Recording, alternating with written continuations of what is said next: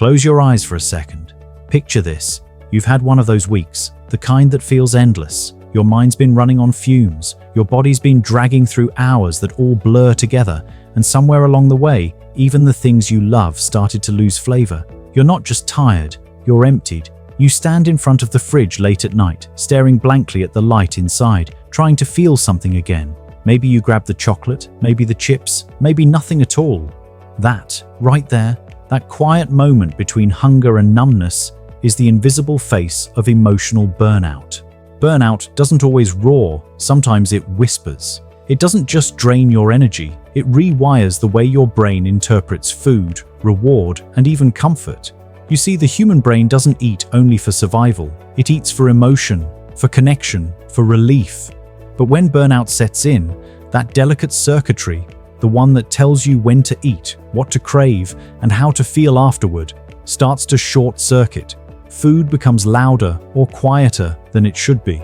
And suddenly, you find yourself overeating, undereating, or eating without even tasting. Deep in your brain lies the hypothalamus, the control center for hunger and satiety. It listens carefully to hormones like ghrelin and leptin, signals of hunger and fullness. But when you're emotionally burned out, cortisol, the stress hormone, floods that system. Cortisol dulls your sensitivity to leptin and amplifies ghrelin, tricking you into feeling hungry when your body doesn't need more energy. It's why after long, draining days, the craving isn't just for food. It's for control, for relief, for something you can finally say yes to when everything else has been no. And here's the twist. Burnout doesn't only make you eat more. For some, it does the opposite. Chronic stress can dampen appetite, shutting down the reward circuits that make food pleasurable. The dopamine that normally lights up your brain when you eat something delicious becomes scarce. The meal that once brought joy now feels hollow, mechanical. You chew, but you don't taste. You swallow, but you don't feel nourished. It's not about willpower, it's about chemistry. Burnout is the body's way of saying, we've been running on survival mode so long that pleasure itself feels foreign. The prefrontal cortex, the rational part of your brain, is supposed to help regulate choices. It reminds you to eat vegetables, to stop when you're full, to listen to reason. But under burnout, that cortex goes offline. Blood flow shifts away from logic toward survival. The amygdala, your fear and emotion center, takes the driver's seat. It pushes you toward quick dopamine hits. Salty, fatty, sweet, the fastest path to temporary comfort. The brain is just trying to soothe pain. The problem is, the relief doesn't last, and the guilt that follows deepens the fatigue. It's not weakness, it's neurobiology under pressure. Imagine your brain as a city. In normal times, all districts light up in harmony. Decision-making, reward, emotion, digestion. Burnout is like a blackout in that city. The lights flicker in some areas, surge in others. The reward center overworks. The control center underperforms. Even digestion slows down because your body thinks you're still in crisis. Food that once energized you now makes you heavy, bloated, or restless. That's not just in your gut, it's your nervous system stuck in defense mode. Even your taste buds change. Chronic stress dulls their sensitivity, especially to subtle flavors. That's why burnout can make you crave extremes. Extra sugar, extra salt, extra crunch. Your body isn't greedy, it's trying to feel again.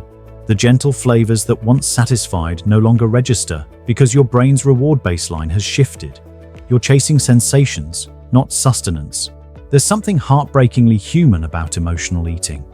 We do it not because we're weak, but because the body associates nourishment with safety.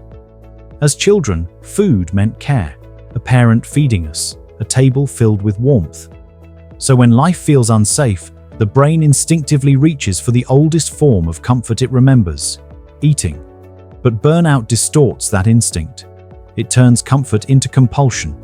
And before you realize it, food becomes less about healing and more about escape. Science shows that during burnout, the insula, the part of your brain that integrates emotion and physical sensation, becomes overstimulated. It blurs the line between emotional pain and physical hunger.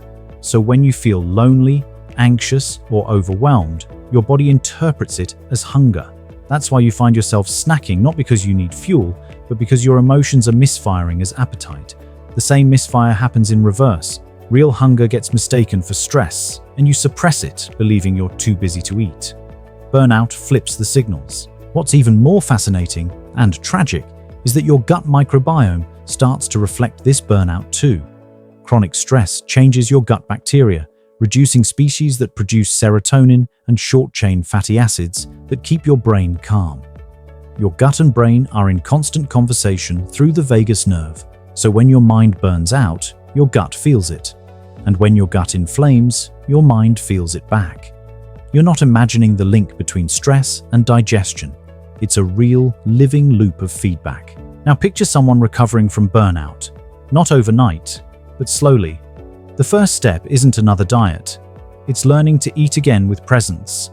Burnout teaches you to multitask even your meals, scrolling, answering messages, working through lunch. But healing begins in stillness, sitting with food, breathing before eating, chewing slowly, noticing texture, scent, warmth. These small acts reignite the insula, restore dopamine balance, and reawaken the parasympathetic nervous system, the body's rest and digest mode. You don't need supplements, you need slowness. As the nervous system calms, your body starts to trust you again. Cortisol falls. Leptin and ghrelin find balance. The brain begins to recognize real hunger cues. Taste returns, subtly at first, like music after silence. You start craving less sugar and more freshness, not because you force it, but because your brain remembers what real nourishment feels like. That shift from craving escape to craving equilibrium is the true healing. Sleep becomes part of that recovery too. Without it, your hunger hormones stay chaotic, your reward circuits unstable. Research shows that even one night of poor sleep raises ghrelin levels and decreases leptin, mimicking the same pattern burnout creates. So when you're exhausted, your brain literally believes you're starving. The donut isn't weakness, it's miscommunication. Sleep, hydration, sunlight, they all help your brain relearn the language of balance. But here's the gentle truth. You can't logic your way out of burnout. You have to feel your way through it. Food can be your ally in that process if you choose with awareness. Warm soups that ground, herbal teas that slow the pulse, complex carbs that release serotonin, foods rich in omega-3s, salmon, walnuts, chia that rebuild neural resilience, bitter greens that support liver detox, aiding cortisol clearance. It's less about rules and more about rhythm. You're not fixing your diet. You're retraining your nervous system to feel safe again. There's another layer. Emotional connection.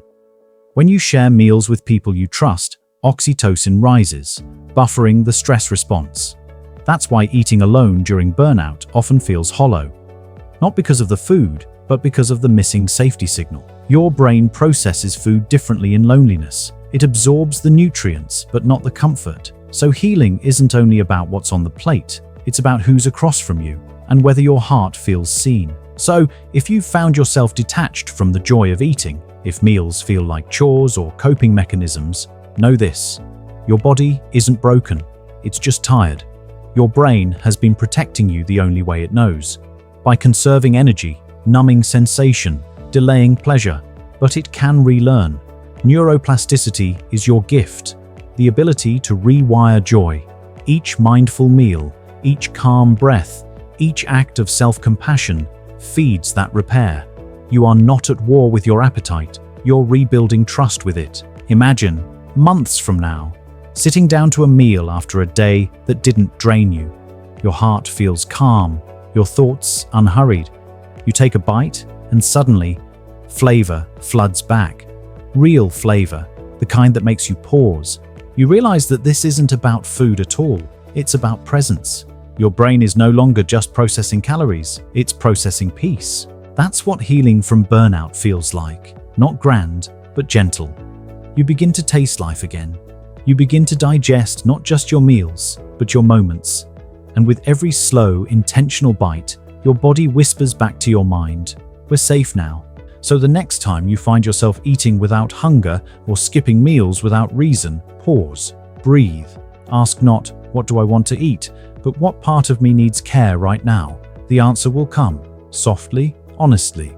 Sometimes it's food, sometimes it's rest, sometimes it's simply permission to stop pretending you're okay. And that, right there, is where real nourishment begins. Not in what's on your plate, but in how gently you treat yourself while you eat it. Keep breathing, keep rebuilding, keep tasting the quiet healing in every meal. This is Vital Dynasty.